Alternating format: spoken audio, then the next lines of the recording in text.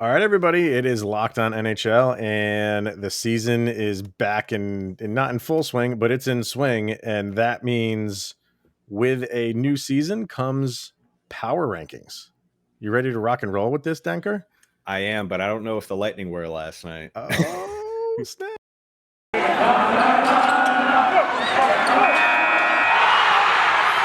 You're Locked On NHL, your daily podcast on the National Hockey League.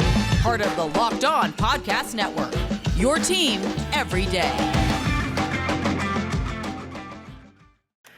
What's going on, everybody? Welcome to the Locked On NHL podcast, part of the Locked On Podcast Network, your team every day.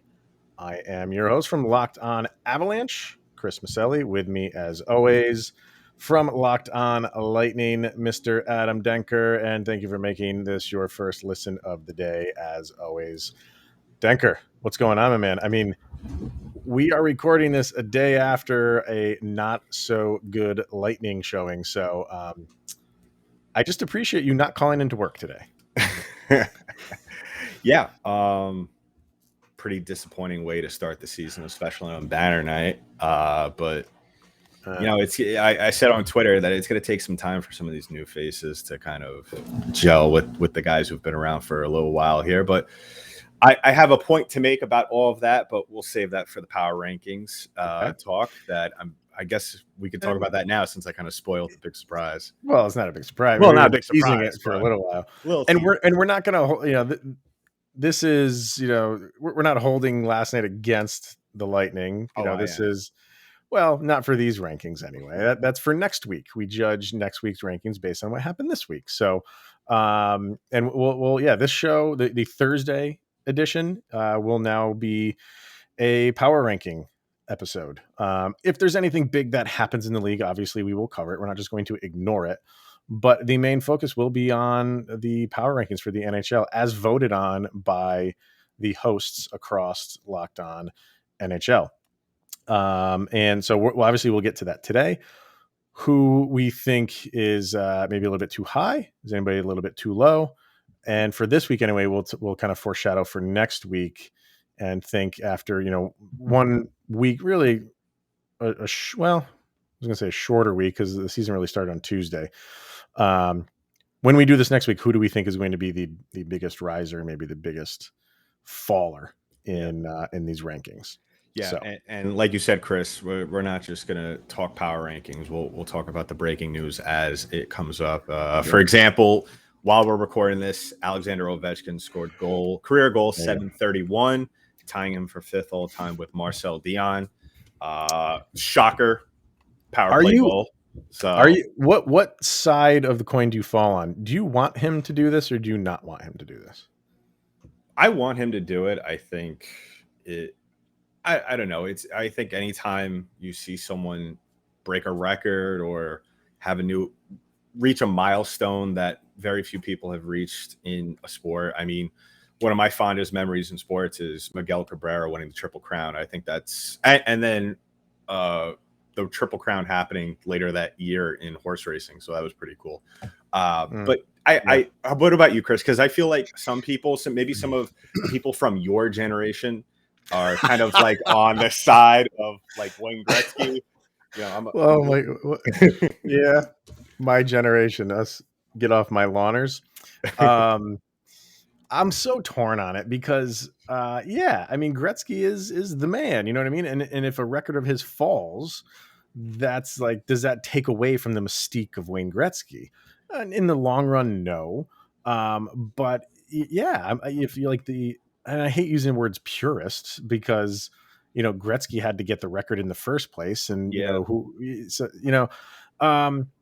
it's like when Cal Ripken broke the consecutive game. Like, if you were a Yankee fan, did you want to see that broken? Right. No, but even people my age didn't know the whole. It was Lou Gehrig, right, who had the record before. Yeah, so we never watched Lou Gehrig play. Nah, but to see that happen in our lifetime was a cool feat to see. So that's what's going to be kind of cool if he does come up on it. So, and I do have to say, I am old enough to remember when Cal Ripken did break the record. But it's funny because, and I'm curious, and not to spend too much time on this, but Wayne has come out and said that he wants Ovechkin to break the record. Now, if he was one of those other individuals, let's say like a Pete Rose, who looks at Ichiro Suzuki's record as illegitimate.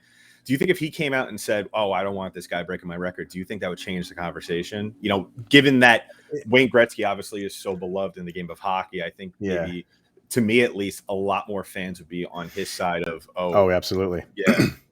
Absolutely. If Gretzky came out and said, like, nope, I want to hold on to his record forever, I don't want him to break it, full steam ahead with that. But a lot of people don't realize that Gordie Howe actually came out of retirement when he actually realized, oh crap, this kid's actually going to break my record.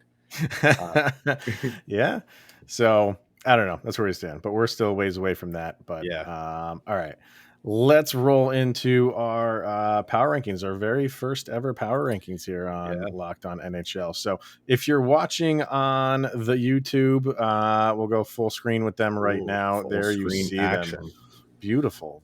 I just want to soak in that graphic right now, man. I don't even care who's at number just 1 or number 2. Pristine OC right there. Love it. All those colors popping. Love it. So yeah, I mean, I don't think there's any real surprise with the Lightning being 1 and the Avalanche being 2. I think that is kind of what you would expect.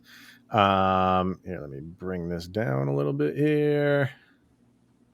There we go. We're gonna move over here. Yeah, Mr. Star of the show over here with the big box. I know. I don't know why we're not. This is not moving the way. There we go. So below that, though, below I think everybody's kind of expecting the Avalanche and Lightning to be, or Lightning and Avalanche. I don't want to not give you credit where credit's due. I have to name them first. I guess, right in the top 10 that you have issues with. And if you're not listening on YouTube, I'll just read off the top 10 for you. Lightning, Avalanche, Vegas, Toronto, the Islanders, Panthers at 6, Bruins at 7, Hurricanes at 8, the Capitals at 9, and the Penguins at 10. And again, I know we're 1 day into the season. Well, 2 now if you're listening to this on Thursday. So we're not including those games. This is, basically heading into the season. These are our power rankings. Any issue with the top 10? Maybe this is just division bias, but I just think the Bruins are way too high right now.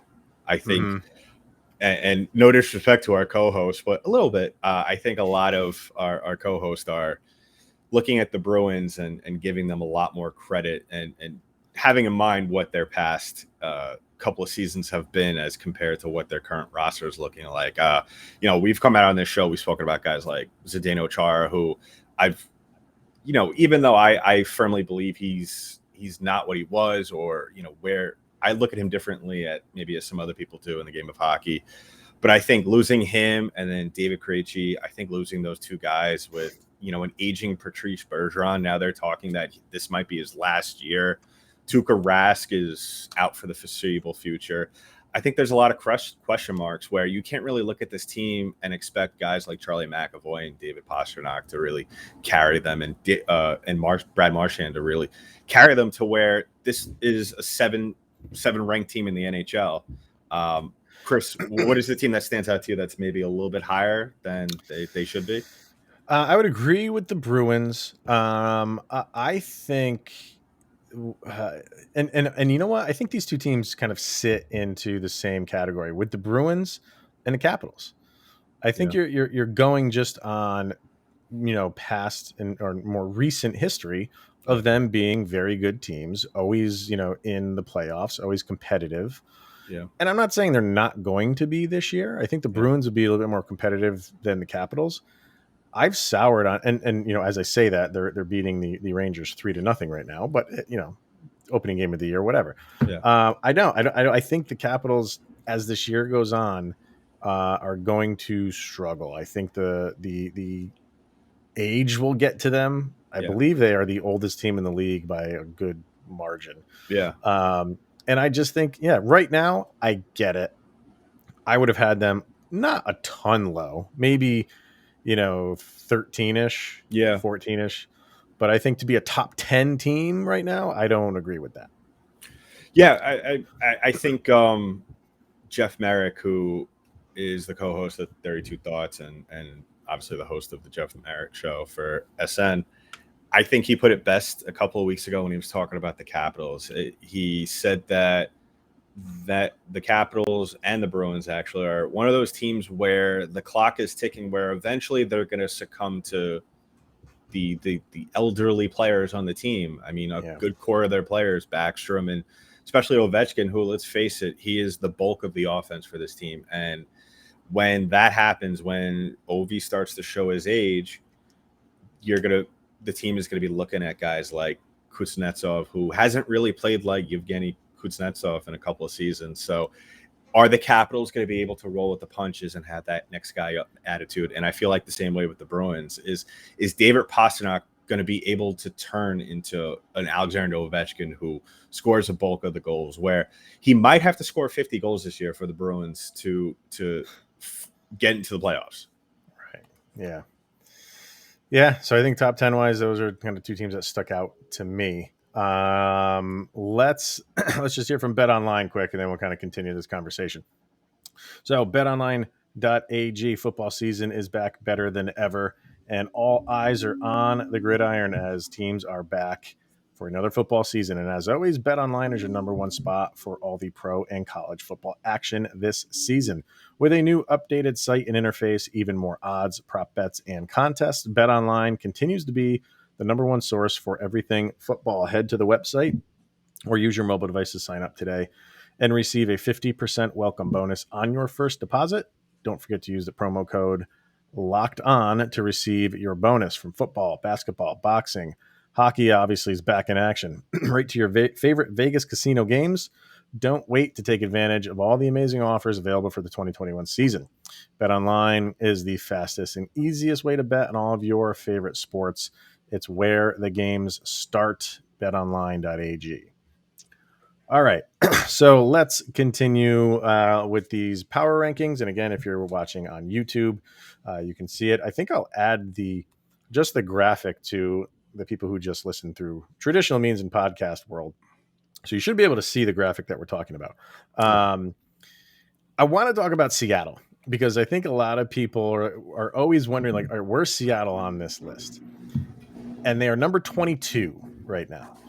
So for me, here's my issue with that. If you have the Tampa Bay Lightning, if your metric is the champions are automatically number one, something that we've talked about in the past. If that is everything going okay over there? Yeah, my laundry is done. So,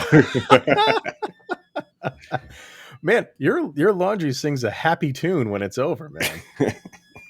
That's like an Irish jig going on, coming out of your dryer right now. That is hysterical. What is that?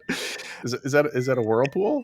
Yes, it is. It's still going. I know. There. Good thing I use Irish Spring to clean. Yeah, right. Clothes. Oh my god.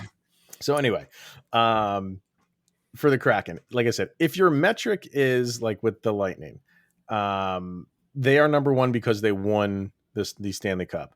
So you're putting them at number one based on what they did last year. Mm-hmm. Then how do you put the Kraken anywhere other than dead last if you're basing things on last year because they didn't have a last year?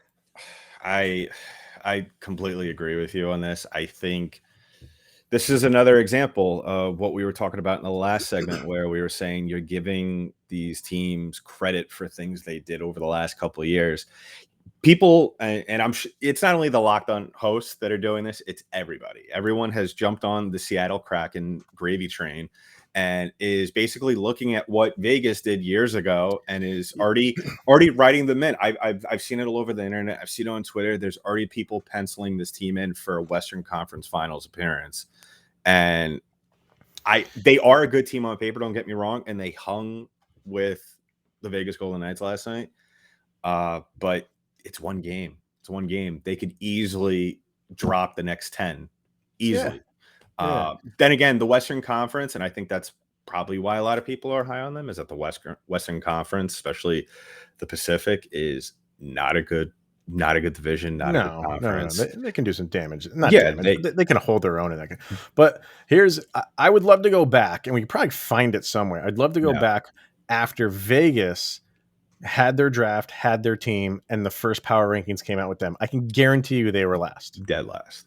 And now, because of what they did and what they've done, nobody wants to put the Kraken dead last. And I get it. You can kind of look at their team and you're like, okay, they're going to be a pretty decent. I get all that.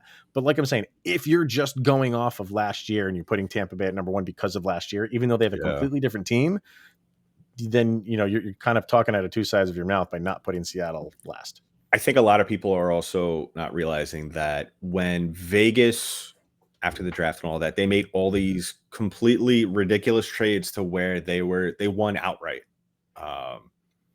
They traded away Nick Suzuki, who is a big piece of the Montreal Canadiens right now. For Max Pacioretty, who, look at what he did that season. And of course, you also had Gerard Gallant, who was a great coach. And I think that is one of the things people aren't taking into account, is that you kind of have an untested coach this year. You also have a team that a lot of GMs around the league aren't going to make the same deals with the Seattle Kraken that they would have probably made with Vegas. Yeah.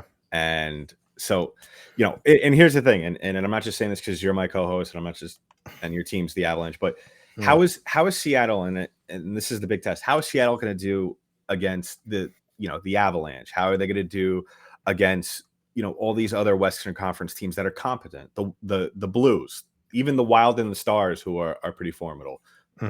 Those are the teams that I really want to see. How are they going to compete against the Vegas Golden Knights once the Knights get on a roll? Yeah, that's a very good point. Like the teams that are kind of hitting their stride during the regular season, are they going to be able to compete with that? It's a question. It's a big question. So,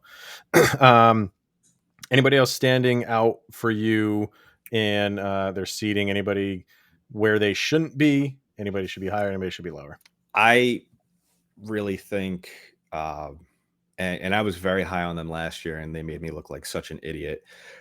The Philadelphia Flyers. I think they're such a talented team. I really think that Carter Hart, number 17, by the way. Yeah, 17 on the list. Sorry about that for our listeners. I think the Flyers, in a couple of weeks, I think we're going to be talking about them being a top 10 team. I think, as competitive as the Metro is, I still think the Flyers are a very good team. And I think if Carter Hart plays the way that we all expect Carter Hart to play, come on, we're talking about him possibly in the mix for a Vezina. Travis Konechny, one of the best, still very young forwards in the league, leading this team. And once Kevin Hayes gets back, come on, this team is going to be a lot better than people think. And I think that a lot of those things as to how they played last year and all, kind of a little bit of the turnover they had in the offseason, I think that's why they're sitting at 17 instead of 10. I think Philadelphia is right where they should be right now. And I don't know what to make of them. Like last year, I think they were like this sexy pick. Oh yeah. And then they completely like laid an egg last year. And because of that, I think people are kind of soured on them. If they had just performed somewhat up to a little bit of standard, I think people would be like, they just, they were in it last year, competed, but now this year they just need to progress a little bit more.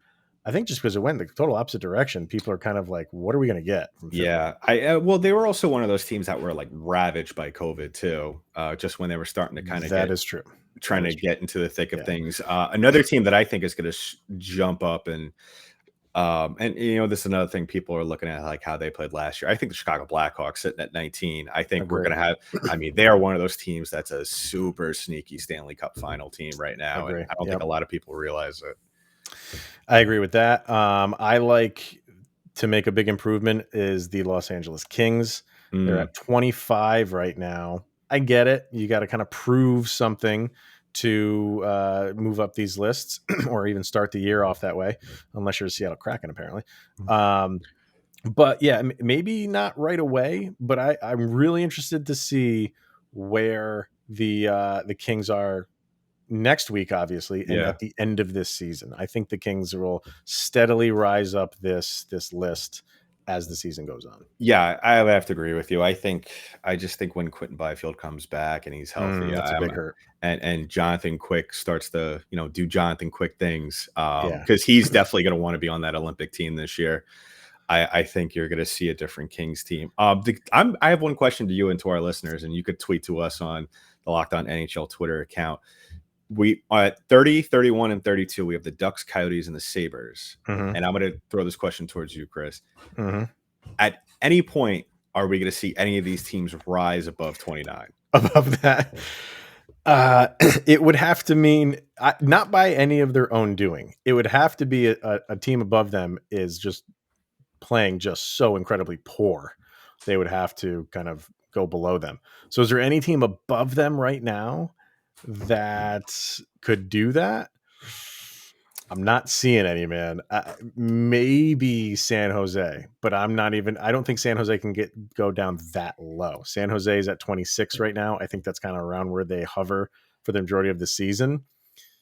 I don't know, man. That's something to watch for the season. Is there anybody that you think could knock them out of one of those three spots? I mean, the only team I could see where it's falling apart is because, let's face it, they're going to trade Korpisalo at some point, and that's Columbus. I just think if Patrick Laine just comes out and lays an egg, and you have the other guys on this team having to try and rely on themselves to score. I mean, that's the only team where I see where they could possibly just. I've seen some people putting Columbus in the playoffs, man. I've seen it. I think you're asking a lot of this team, especially. You are, but they could be one of the teams that gets the last wild card spot. I don't think it is, but I'm just saying, like, there's some people out there that think, they underachieved last year and they had all those problems, and I get it.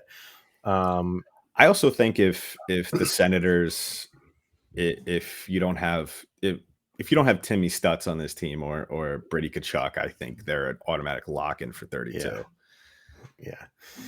So, and then the last question, and then we'll get to one more segment, but anybody who's the team that cracks the top 10 for next week?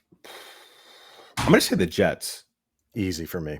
Absolutely. Yeah. I'm high on Winnipeg this year. I as much as it pains me to talk them out, just because, and they're number 12 right now. Connor Hellebuck has just been the thorn in my side in terms of a Vezina conversation for Vasilevsky. I just think now they have the back end and obviously the goaltending to do it. And now you have Pierre-Luc Dubois, who, I mean, I'm excited to see what he does up in Winnipeg in a full season. I like Winnipeg potentially doing that. The Oilers are right on the outside. They're at 11. The Rangers are at 13. You got a loss right now and not a good performance from them. So they're likely going to drop. Oh, there we go. That's the superstar right there. Or is another load going in? Yes. In the laundry? Yeah. Yes, another load. All right. I also think the Canucks are another team that could possibly crack the top 10 towards the end of the season. I don't know, man. I'm not big on them. I'm not big on them. No. I think Vancouver is the team that talks a big game and talks about how good they are and how much of a Stanley Cup contender they are, and they're not. I think this team is going to rally around Braden Hope's Turtles getting stuck at the border, and that's going to be. Is that a thing? I didn't hear about that. You didn't hear about that? So when he signed with Vancouver, he has like 2 pet turtles, and customs would not let them through for whatever reason. It was like a 3-4 month thing, and then actually 2 months ago it finally went through. And probably because they were laser turtles and they had lasers super glued to the backs. All right, Rock Auto. With the ever increasing number of makes and models, it's now impossible for your local chain auto parts store to stock all the parts that you need. Why and/or often pointless or seemingly intimidating questioning and wait while the person behind the counter orders the parts on their computer, choosing the only brands their warehouse happens to carry. When you have a computer and access to rockauto.com at home and in your pocket, save time and money when using Rock Auto. It's a family-run business serving do-it-yourselfers for over 20 years. Go explore their easy-to-use website and find the solution to your auto parts needs. Go to rockauto.com right now. See all the parts available for your car or truck, right locked on in the How Did You Hear About Us section so they know that we sent you to them. Amazing selection, reliably low prices, all the parts your car will ever need at rockauto.com. All right. So that kind of, we'll put a bow on the power rankings, at least for this week. Like I said, you can go to Locked On NHL's Twitter page to see the current rankings, or go to YouTube where the rankings are up there for the duration of this episode. But I did want to get to quickly, obviously week 1, day 1, how we think ESPN did in bringing back the NHL. I was, skeptical and critical, and I still am, of ESPN for the way they handle other things. But for day 1 and everything leading up to it, I give them 2 thumbs up, man. I think they're handling it pretty well right now, and they're promoting it as you would want ESPN to promote it. And I just hope it keeps up. That's my issue. I thought it was a fantastic start. Minus Gary Thorne and improved graphics, it was very nostalgic, I think, for a lot of people, including me, just because of just the video package they did to start everything off. And I liked how, and I don't know how many people realize this, but the last hockey game that was on ESPN was Game 7 of the 2004 finals with the Lightning. So it was kind of cool to see the first game back on ESPN was the Lightning raising a banner. So it was kind of almost like a 17-year. It took them that long to raise a banner, basically. Yeah. So that was pretty cool and nostalgic, I'm sure, for a lot of people. I thought they did a fantastic job. I was a little nervous that they were going to talk about the I don't remember, and it makes me crazy, but a lot of people remember when they had the puck highlighted back in the day. Oh, the glow puck? The glow puck. That was Fox. That was not it. That was Fox. Yeah. Well, anyway, I just, horrendous. Yeah, but I like it. I like what they did with all the stuff with the stats as well as everything. The camera angles were fantastic. Okay. Well, here I have one issue, and it was one of the camera angles. I don't like that floating camera like they have with the NFL. The game is too fast, and the game goes from one end to the other, and that camera can't keep up. For NFL, the action is going in one direction most of the time. Obviously there could be an interception or a fumble, but the majority of the time it's going in the same direction. But when there's a turnover or change of possession, and the other team is transitioning and they're going the other direction, that camera is a little slow to turn around and catch up to the action, and and they stuck with it a little bit too much. Yeah. So I know that's their thing. They do it for like all their sports. I think they even do it in basketball. Yeah. I don't think it really works that well in hockey. And basketball, it works fine because NBA players just walk up and down the court all the time, so they're not moving that fast. I think I think that's kind of like they were just testing that out, and I think eventually, maybe. But I thought it was great. I mean, hopefully they don't get too gimmicky with it. I hope they don't. NHL fans don't want that stuff, man. Yeah, just tell me. Like on TNT tonight, that like Charles Barkley was in studio. I get it. Opening day, if you want to do that, funny, fine. Haha. If we're in game 65 and Charles don't make Barkley's... that exactly. Don't make that a recurring thing. Tonight, I'll let it slide. I didn't see if they had it because I missed a little bit of the broadcast, but I love pre-game Wayne Gretzky workout photos. I hope there was video shown. And it was one of those things where Rick Tocchet posted on Twitter, I believe, or Instagram, and it was great. It was Tocchet, Gretz, and Bissonnette working out together before they go to the studio. Really? And it was a cool little like hockey version, like Justice League Assemble moment. That was that's cool. Yeah. But you know what TNT did, which I like? They mic'd up, I believe it was TJ Oshie during warmups, and they're interviewing him while he's out there doing. Oh, that's sick. So it's like in like horse racing after like the Kentucky Derby, they're doing an interview with the jockey while he's still on horseback. That's what they were doing. I liked that. I'm curious how far they're going to go with that. Are we eventually going to be like the MLB All-Star game where we're interviewing guys in the middle of a play?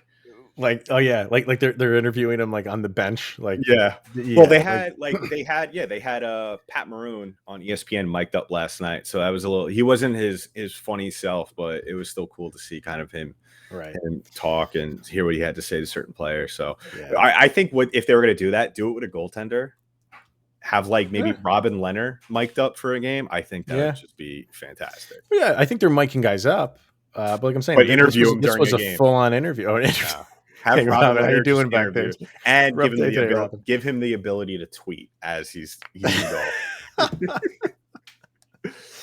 just made a save. Hashtag LOL.